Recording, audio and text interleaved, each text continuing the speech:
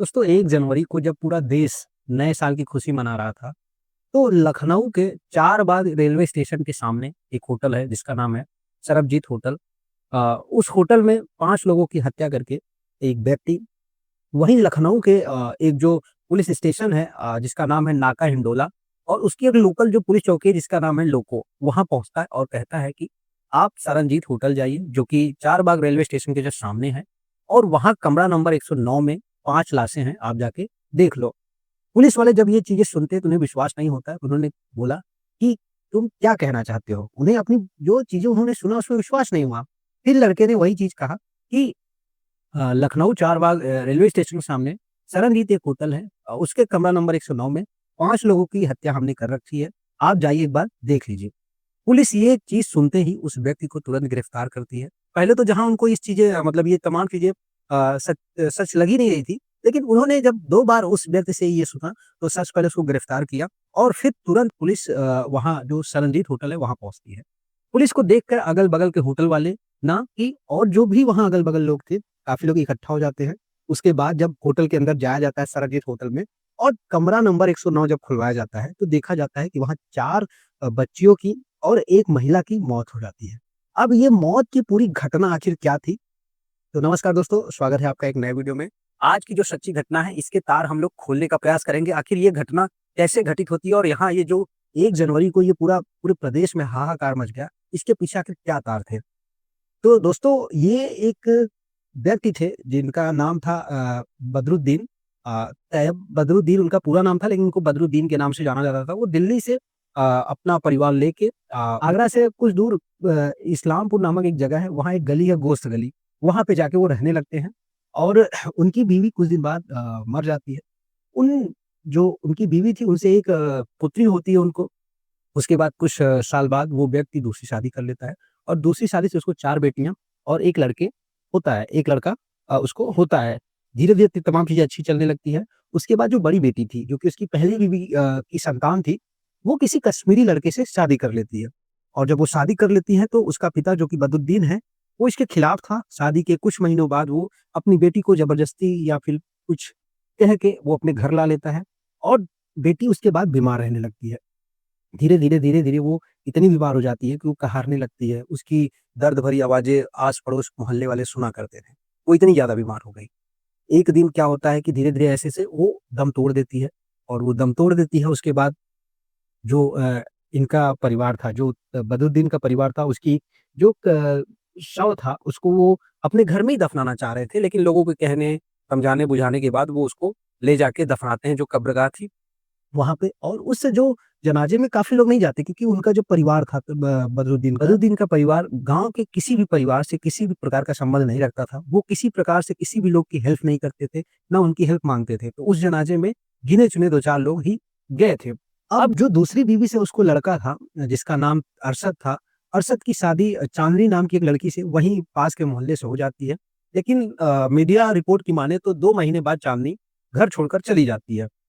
जब आस-पड़ोस में ये तमाम चीज़ें बात की गई तो पता चला और चाँदनी की माँ से जब बात की गई तो पता चला कि चाँदनी 2 महीने के अंदर इतना टॉर्चर हुई इस घर में, उसका पति, उसका जो ससुर बदरुद्दीन था, वो तमाम लोग उसको मारते थे, पीटते थे और उसके ससुर जो थे उसको बहुत ही बेकार चीज़ों के तरीके से ट्रीट करते थे। इसी कारण उसकी सास ने कहा था कि अगर तुम्हें ज़िंदा रहना है, तो तुम इस घर को छोड़ के चली जाओ और चाँदनी 2 महीने शादी के 2 महीने बाद उस घर को छोड़ के चली जाती है। उसके बाद चाँदनी की शादी हो जाती है। वो खुशी से अपने अलग परिवार बसा के रहना स्टार्ट कर देती है।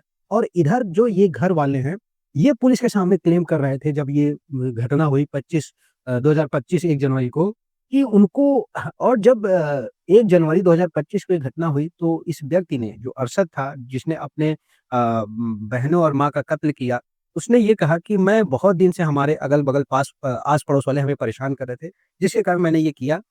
एक बार क्या हुआ कि इसने कहा कि हमारा कुछ लोग हमारे आस-पास के लोग हमारे मकान को कब्ज़ा करना चाह रहे थे। ये तमाम चीज़ें उसने बताई। जब पुलिस इसकी तहकीकात करती है तो पता चलता है कि जो बदरुद्दीन है वो अपना घर के सामने एक प्लॉट खरीदा रहता है और प्लॉट जो था वो 100 वर्ग गज का था और उस 100 वर्ग गज में वो 50 वर्ग गज पास के एक व्यक्ति को बेच देता है और उस जो बेचने की जो प्लॉट की रकम थी 50 वर्ग गज की 7 लाख तय की गई और 7 लाख में 2 लाख उस व्यक्ति ने अरशद यानी बदरुद्दीन के बेटे अरशद को दिया, कैश दिया और कैश देते वक़्त दौरान उसने वीडियो बनाया जिसमें अरशद हँस रहा था और नोट गिन रहा था।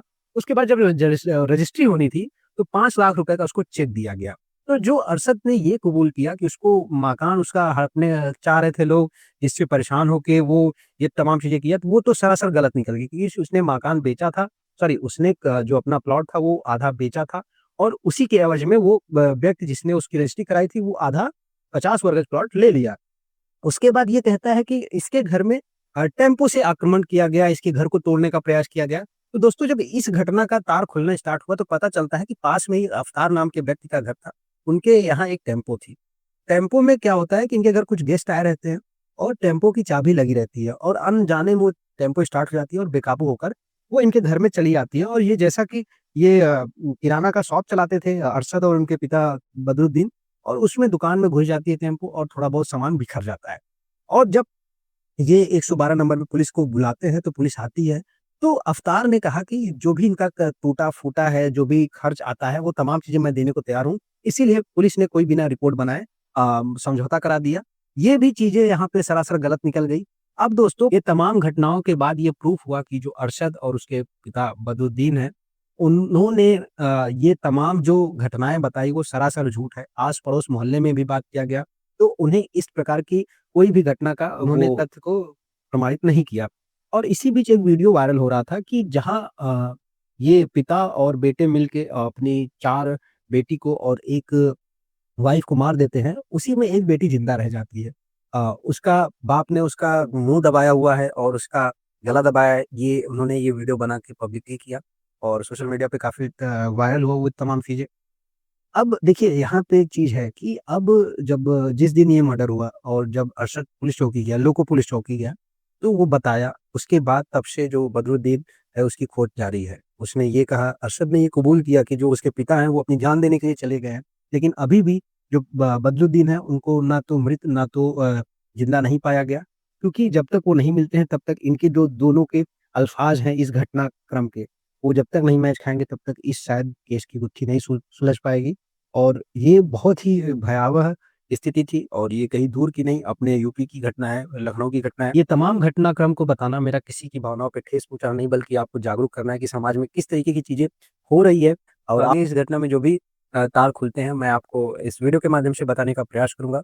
तो आज के वीडियो में इतना ही, मिलते हैं नेक्स्ट वीडियो में नई कहानी के साथ, तब तक के लिए।